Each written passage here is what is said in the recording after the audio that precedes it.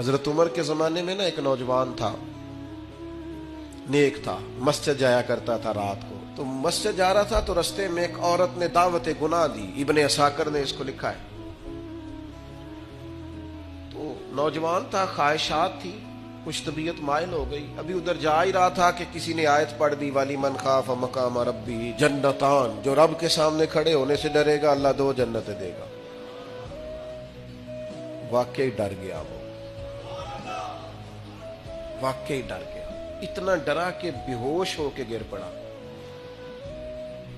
بیماری سے لوگ بے ہوش ہوتے ہیں، پیسے ڈوب گئے بے ہوش ہوتے ہیں، بچے کے غم میں بے ہوش ہوتے ہیں. سچ بتاؤ، کبھی خوف خدا سے بھی بے ہوش ہوتا کوئی دیکھا ہے؟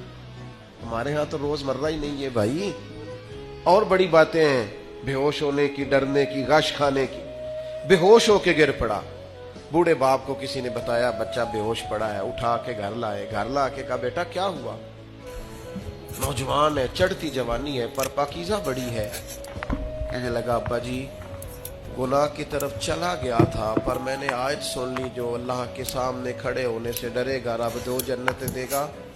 میں ڈر گیا تھا، رب واقعی 2 جنتیں دے گا.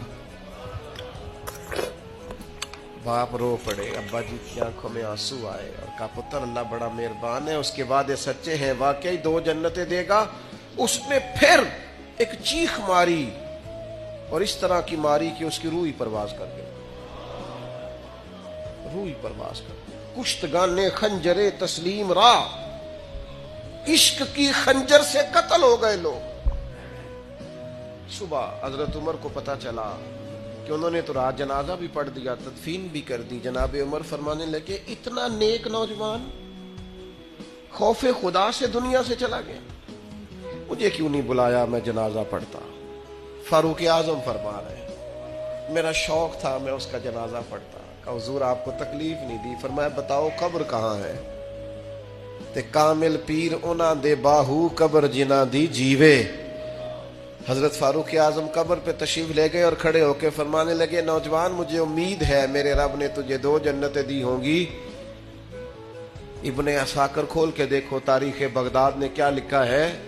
حضرت سیدنا فاروق نے فرمایا امید ہے 2 جنتیں دی ہوں گی. قبر کے اندر سے بولا